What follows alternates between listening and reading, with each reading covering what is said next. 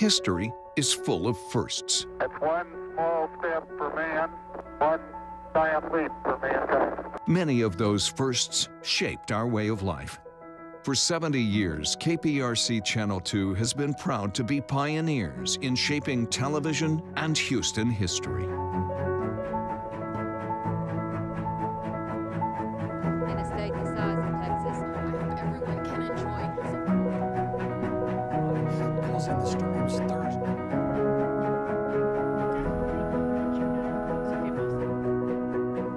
Minutes before 9 o'clock, the crew's here telling them. This is the first time in a long they had 11.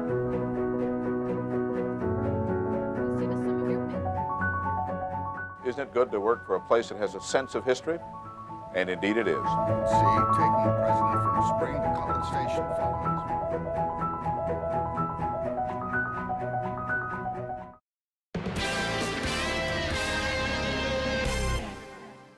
If you have something you'd like Channel 2 Investigates to check out, call the tip line at 713-223-TIPS or email investigates@click2houston.com.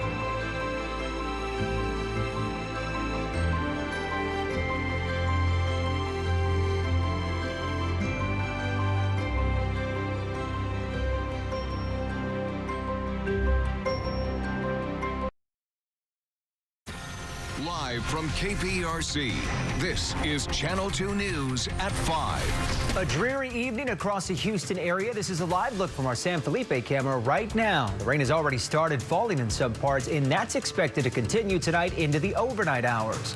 Good evening, and thank you so much for joining us. I'm Jonathan Martinez. And I'm Sion Rhodes. It is going to be a soggy start for your work week. Channel 2 meteorologist Justin Stapleton in now with everything we need to know to get ready. Yeah, as we expected last night, we were talking about today's the first day of where we'll start to see things get a little more aggressive in terms of the rain coverage, a little more aggressive in terms of the kind of sloppiness out on the roads. And we're certainly seeing that out there this evening. Now, most of it's on the light side. I want to start on the big picture view because I want to show you sort of what's happening out there. The majority of all the real heavy stuff is going to stay north of us tonight and even into early tomorrow. But notice as we jump in a little tighter, closer to home here, we've got some scattered showers. Now, some of these are just quick little downpours that roll through right outside the station here. We got another one as you get to the end of this loop, starting to move its way up towards Galveston and over and towards the east end as well. And a little thunderstorm there moving right outside of Brenham. So that's what we'll likely see for the rest of the night tonight. Now, that said, this is what it's going to look like outside. Visibility is fairly low in terms of the cloud cover, overcast tonight. Not going to be many stars and certainly not be able to check out the full moon, and the temperatures that are all sitting right now in the 60s and 70s.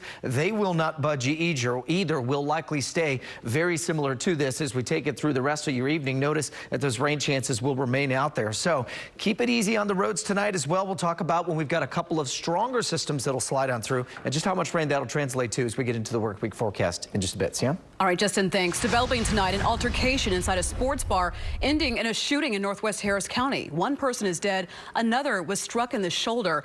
Now, detectives are questioning the man they say did it, a security guard. This all started around 2 this morning at Ojos Locos, and so far, no charges have been filed. Channel 2 Sally Mamdou talked to a family member of the victim who was shot. She joins us live near that scene with more on this story. Sally? And Jonathan, as you can see right behind me, that bar is closed today, but that family member of one of the victims shot Sunday morning tells me the security guard was agitating everyone in the crowd at closing time. He tells me the video that captured the moments leading up to the shooting is proof that shooting was completely unprovoked.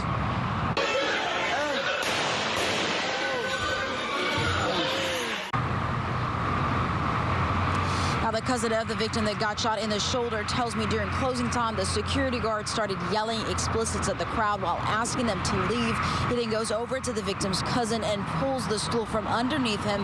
The crowd then starts to confront the security guard as the security guard was pulling the victim's cousin. That's when the security guard, as you can see in the video, pulls his gun out and fires several shots, striking the victim's cousin and another person in the stomach. The victim's cousin says the security guard then turned the gun on everyone in the bar, despite the fact that no one was getting confrontational with him at this point. Nobody's swinging at him. Nobody's grabbing him. Nobody's grabbing his weapons. So the other security guards aren't in that same mindset. This guy was just out to kill, and he was looking for justification. And this family member tells me that his cousin is now recovering. He's listed in good condition. For now, we're live in North Houston. Sally Memdo, KPRC, Channel 2 News. Sally, thank you. New developments tonight in a story we've been following for weeks now. Congresswoman Sheila Jackson Lee calling out the company at the center of a deadly explosion to help dozens of victims. The Congresswoman held a press conference this afternoon asking for Watson Grinding and Manufacturing to meet with her and the Red Cross to develop a digital app that victims can use to create claims. Federal investigators say a leak in a gas tank and an electrical arcing situation is what caused the blast that killed 2 Watson employees. That explosion also damaged more than 400 homes and businesses. Look at the damage. These businesses have not been opened.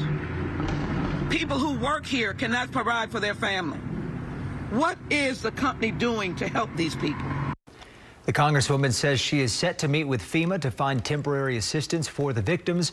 Just last week, Watson Grinding filed for bankruptcy and terminated nearly 80 workers. Worshippers in Brazoria County arrived this morning to find their church building completely destroyed by fire. Those flames broke out around 7 this morning at the Greater New Macedonia Baptist Church. No one was inside at the time, but as you can see from this video, the building was burned to the ground. The pastor says they will work to figure out the next steps. And we getting ready to have church this morning, and now we got nowhere to worship, so we don't know what we're gonna do, but we'll figure it out as we go. Firefighters are still investigating the cause, but they do not think there was any foul play involved.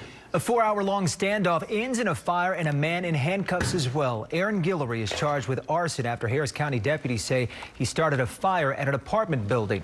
It happened at the park at San Marino Apartment Homes near Empanada and Pavilion Drive in southwest Harris County. Deputies say it started when they got a call about a man beating his wife and threatening to set their apartment on fire. The woman was able to escape. Guillory barricaded himself inside but was eventually arrested. Developing right now, a rough 12 hours for the NY Police Department. Officers ambushed in the Bronx not once but twice, and we're learning tonight that gunman is now in custody. We know at least one of the officers was released from the hospital this afternoon. He was shot while sitting in his patrol vehicle last night. Police think that same man opened fire again on a precinct this morning, injuring another officer. Susan McGinnis reports on who the gunman is and why police say he's got a very long criminal history.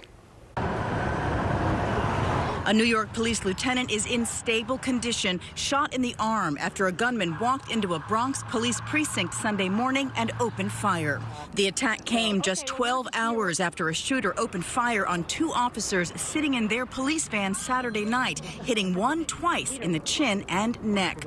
Police believe the same gunman is responsible for both shootings. We are confident that he is the same person who attempted to assassinate our police officers last night. The shooter is identified as career criminal Robert Williams, arrested previously for homicide and gun possession and reportedly released from custody only recently. New York City's mayor saying Williams had an agenda. It was a premeditated effort to kill, and not just to kill other human beings, but to kill those who wear a uniform that represents all of us. New York's commissioner crediting quick action by police and grateful no one was killed. It is only by the grace of God and the heroic actions of those inside the building that took him into custody that we are not talking about police officers murdered inside a New York City police precinct. We will fight back with everything we have, because we have to protect not only New Yorkers, but everything that we believe in this city. The injured officers are expected to fully recover. In a tweet, President Trump blames weak leadership by the governor and mayor of New York for the city's police coming under assault. In Washington, Susan McGinnis, NBC News. We now know the identity of 2 U.S. soldiers killed in an attack in Afghanistan yesterday. 28-year-old Javier Gutierrez from San Antonio, along with 28-year-old Antonio Rodriguez from New Mexico, both killed. U.S. officials say the attack happened at a joint U.S.-Afghan operation in eastern Afghanistan province. We're told an Afghan dressed in an Afghan army uniform opened fire on the base, killing the 2 and injuring 6 others. An Afghan Defense Ministry official says the shooter was an Afghan soldier who had argued with the U.S. forces before opening fire. The official says the gunman was not a Taliban infiltrator. A local representative is trying to ease the minds of people living in the Houston area when it comes to coronavirus. Representative Al Green held a press conference in Chinatown today, letting people know they've got nothing to worry about. Many people, unfortunately, have heard many of the rumors, and the rumors will be dispelled. It's important to say this. This virus is not in this area. There's no confirmed case. There are at least 13 cases of the virus in the U.S., but health officials say there are no cases in Houston, Harris County, or the entire state of Texas. Meanwhile, more than 800 people have died from the new virus in China, surpassing the number of people killed by SARS. Honoring a memory, hundreds of people marching the streets to remember Trayvon Martin. The person amongst the crowd who says their work is far from over. And also a plane making a hard landing in snowy conditions. The mechanical issue that made it hard for the pilot. Next on Channel 2 News at 5. Mattress Firm. Today, hundreds of people showing up for the 8th annual Trayvon Martin Remembrance Walk.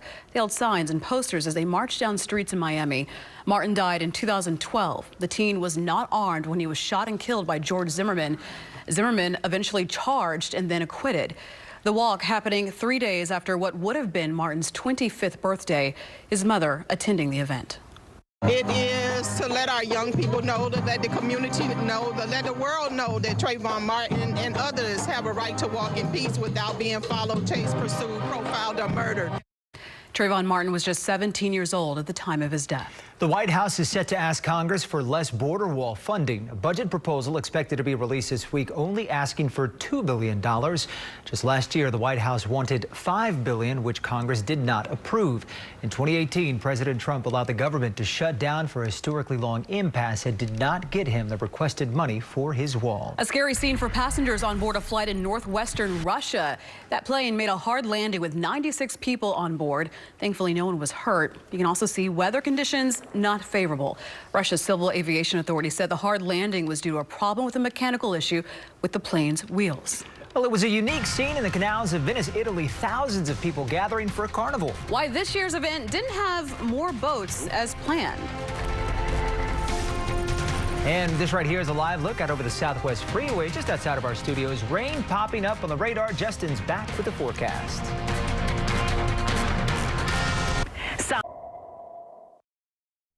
Well, it's not typically something you'd see on the water in the canals in Venice, but a boat made in the giant shape of a water rat is there. Famously known Pentegana, if I'm saying that right, led the annual Carnival Water Parade in Italy. Thousands of people gathering to see that parade as it floated on by, too. However, about 100 boats were missing out in protests. The Venetian rowing clubs were denied access to the Grand Canal when protesting against the damage caused by the wave motion. But spectators still enjoying the very unique boats there. It's my first time in Venice, and I love that. I love the show. I love the city, and it's compared to Brazil. It's so funny. It's beautiful. All the masks, the people. I love it. I didn't know that was a thing there. I've got an idea for vacation. This year's Venice Carnival runs from the 28th, or rather the 8th of February, to March the 25th. You'll have time to go get a ride on that water rat. On the water rat? Now I'm going to pass on the water rat, but the rest look pretty cool, though. I like it. It's a cool city. I've been to Venice. It was years ago, but it's a lot of fun because the whole thing literally is just canals. Yeah, and it's all on the water. So, which is why, remember this summer they were having the flooding concerns because the water levels were up. So, I mean, build a city on canals. That's what you're going to do. That's right. certainly if you live near the coast, you understand that as well. Speaking of, that's where we're seeing the next batch of showers moving in. Most of them have been on the light side, just like what we've seen for a good chunk of the day today. But man, it has been muggy. It is overcast. And I had one of our producers ask me earlier about the snow moon that went full early this morning, about 1 o'clock in the morning. And unfortunately, I don't think we're going to get a good shot of that tonight. That's why I mentioned last night on the air. Go out and check it out. Take your pictures then, because this is pretty much what we're going to see for the sky, I think, for the rest of the day today into tonight, tomorrow, Tuesday, Wednesday. You get the drift. We've got a couple of soggy days coming. Our Triangle Energy camera is showing a nice little outline there of the Williams Tower, and that's about it. Otherwise, these temperatures are going to continue to be very mild. They're going to stay right at about where they are for much of the rest of the evening, overnight as well. The pretty strong south-southeast wind, and same thing down in Galveston. Not much of the way of any kind of sunset out there as you look towards the Pleasure Pier. Overcast there on the island as well. We're looking at about 68 degrees. Humidity on the high side, about 90%, and that southeast wind just pumping in. And so that has got everyone in the low 70s. I only expect to drop a few degrees this evening, so it'll be very muggy and mild if you're headed out tonight. You will dodge a few showers, but again, nothing super heavy. We've had a couple of isolated downpours move on through, but even those only dropped about a quarter to about a third of an inch, and that's about it. So the winds are going to stay somewhat elevated. Dew points will as well. Anytime they get up into the mid-60s, and you even see a 70 out there sprinkled towards Brenham, that's fairly muggy forecast for springtime, let alone the first full week of February. And notice that our futurecast still painting more shower activity back off to the west. And it's not picking up on that stuff down at the coast, but I think the overall pattern is fairly correct. We're going to keep scattered showers and even an occasional thunderstorm or two overnight going into tomorrow morning. A very muggy start to the day if you're getting up for school or work, trying to get an early run-in. Same story, upper 60s to about 70. Now, here's what's interesting. By tomorrow afternoon, there's the front. Up near College Station, Brian, it's up at 65 degrees, mid-70s as you get towards downtown. And notice that front doesn't clear. They get a nice little reinforcing shot of some cooler air up in the Brazos, but we stay in the muck for much of southeast Texas. And even though the thunderstorm chances will mainly be to the north of us on our forecast as we get into Monday and Tuesday, what we're going to be watching for is this big dip in the jet stream. And so you've got this stream of moisture coming in from the southwest, and this storm, if you've been checking out some of the stuff on Twitter or watching very quickly, they've been dealing with some thunderstorms and even some hail across LA for the Oscars tonight. That system is going to come through here, but not till Wednesday. So we've got Monday's system. There's Tuesday's. That front hangs around, doesn't really move much. And then as we get into Wednesday, that finally kicks on through. But that's 3 days where we could see a potential for some heavy rain. Now, most of the real heavy stuff, you know, the 2, 3, 4 inch is going to stay up above us, moving its way up towards Dallas and over in towards Louisiana, Mississippi, but still a bit of a soaker for the start the work week, guys. Thursday, Friday, much better forecast, a little cooler, 60 and sunny for Valentine's Day. Look at that Friday. Yeah, not too bad. Perfectly clear. Great. All right. Thank you, Justin. All right, Randy's now looking at sports. That's right. A busy Sunday with the Rockets set for a big Western Conference showdown tonight. Utah Jazz in town. Kind of a playoff preview there, Toyota Center. We'll see how that small lineup does against the Jazz straight ahead. And the Houston Cougs trying to take control of the conference race. A strong showing this afternoon. That's coming up next.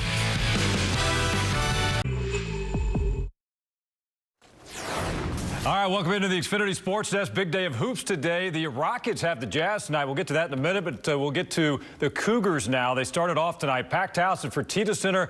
Big showdown with Wichita State. A lot riding here when you look at the conference race. Let's take you out there right now and check it out. We're Kelvin Sampson's Cougars trying to take down the Shockers for the second time in about 10 days or so. Their defense was incredible. Nate Hinton with the steal. Quentin Grimes there to clean it up off the miss. Cougars pulling away. Caleb Mills, one of 5 Cougs in double figures. How about that? Grimes finding Chris Harris as well for the slam. All Cougars, they win big, 76-43 to take over sole possession of first place in the AAC. Vanessa Richardson was there. She has more from the Cougars. In front of a record 7,135 people today, the Fertitta Center was absolutely rocking. And head coach Kelvin Sampson wasn't just pleased with the crowd, but with the maturity and the development of his team. We played 5 perimeter guys today, 2 freshmen, 2 sophomores, and a junior. You don't start off being mature because you're fighting bad habits, tendencies, and then they have to surrender. You know, I think that's the most important thing that kids can do in our program is surrender to our culture. Grimes pokes it right to Hinton. There is no quit in this Houston team. The effort it takes to play here, the toughness that we require, that's not easy to do. And up next for the Cougs, a road game at South Florida. At the Fertitta Center, Vanessa Richardson, KPRC Channel 2 Sports. All right, thanks, Vanessa. Rockets are back in town after a two-game split that began with the small ball lineup actually getting it done in L.A. against the Lakers before that blowout loss at Phoenix. Tonight, a date with the Utah Jazz. They come in as the 4th seed in the West. The Rockets right now currently 5th, so a possible first-round playoff preview. Ari Alexander live at Toyota Center with more. Hey, Ari. Hey, Randy, we're here where the Rockets have a really big opportunity tonight to show that the small ball lineup can play against another bigger center, another all-star center, especially in a guy like Rudy Gobert, who's one of the best rebounders, one of the best rim protectors in all of the NBA. So it's going to take rebounding from guys like James Harden, guys like Russell Westbrook. And that's what Mike D'Antoni talked about, it being a total team effort to make sure this team can rebound against the Jazz. Like tonight, you got to keep Gobert off of, and you got to keep guys running in from the perimeter. So it's got to be much more aware, more fight, and shouldn't be a problem because most rebounds are not taken over top of the rim. They're below the rim. Everybody can jump below the rim. So it's a matter of, are you going to hit first and then go get it, or you let them be the aggressor? If we're the aggressor, it's not going to be a problem. This is, as you mentioned, possibly a playoff preview. And that's why it's so important tonight to see how that Rockets small ball lineup does against a bigger team, because what they showed against Anthony Davis and the Lakers is going to be different against a team like this, the Jazz, that really powers inside with Gobert. But going to be an important one. Donovan Mitchell, Mike Conley, a lot of outside scoring for the Jazz, too. We'll see what happens tonight. Reporting at Toyota Center live here before Jazz Rockets, Ari Alexander, KPRC, Channel 2 Sports. All right, thanks. See you tonight on Sports Sunday. Big weekend at the annual TriStar Show. A big hit, as always, at the NRG Arena. Stars were out, including a pair of Astros, including Yuli Gurriel and Lance McCullers Jr. Next stop for these guys is West Palm Beach, Florida. Sienna and Jonathan for spring training. They report in the next few days. Actually, McCullers says he's leaving tomorrow for Florida.